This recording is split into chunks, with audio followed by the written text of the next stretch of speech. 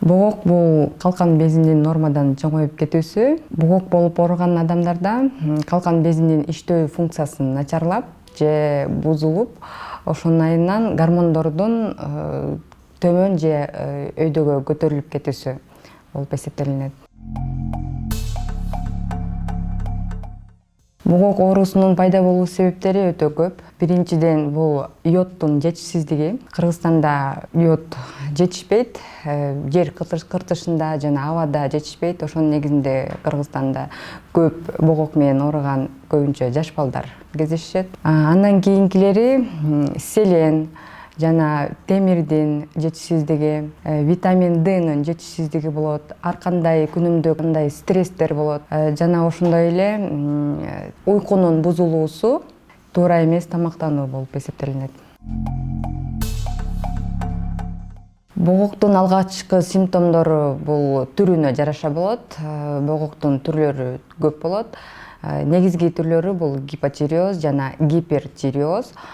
Гипотиреоз менен жабыркаган адамдар негизинен толуп кетишет. Алгачкы симптомдору бул толуп шишип кетүү, шишиктин пайда болуусу жана ошондой эле ич катып, чачтары түшүп, терисинин калыңдашып жана өтө кургап кетүүсү байкалат.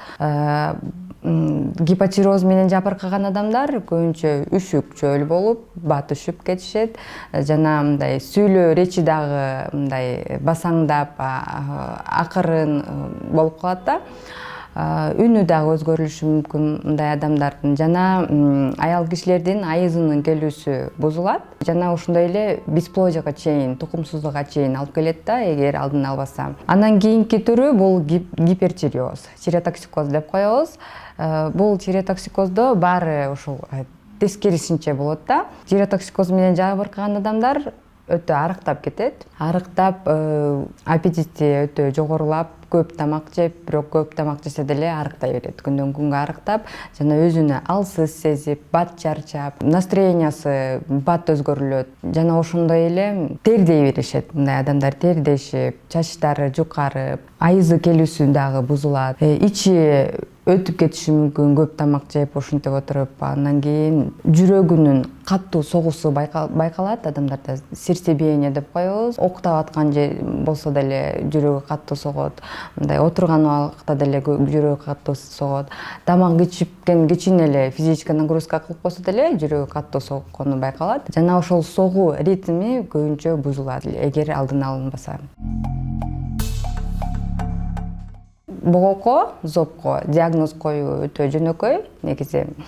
Биринчиден ошол калкан безинин иштөөсүнө кантип иштеп атат, кандай абалда иштеп атат, ошону биз билишибиз керек. Бул гормондорду тапшыруу менен билинет жана УЗИ тартыш керек калкан безине, бул менен аныкталат.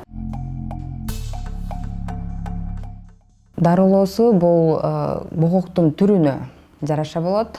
Эгерде гипотиреоз болсо, бул гипотиреоздо калкан безинин иштөөсү начар болгон үчүн организмге толук кандуу ошол калкан бези гормонду бөлүп чыгара албай калат. Ошонун негизинде биз гормон беребиз. Бул гипотиреоз менен ооруган адамдар негизи өмүр бою ошол гормонду ичип жүрүш керек. Ал эми тиреотоксикоздо бул тескерисинче калкан бези нормадан ашык иштеген үчүн, ошону иштөөсүнө басаңдоо үчүн биз атайын дарыларды беребиз. Ал дарыны көпкө чейин 1–1,5 жыл, 2 жылга чейин ичишет. Андан кийинки дарылоо методу бул хирургиялык болуп эсептелинет. Анын дагы өзүнчө көрсөтмөлөрү болот, показаниясы. Эгер показаниясы болсо, биз хирургдарга жөнөтөбүз, хирургиялык жол менен дарыланат. Богокко кабылбоо үчүн алдын алуу бул эң негизгиси бул йод менен камсыз кылуу организмде.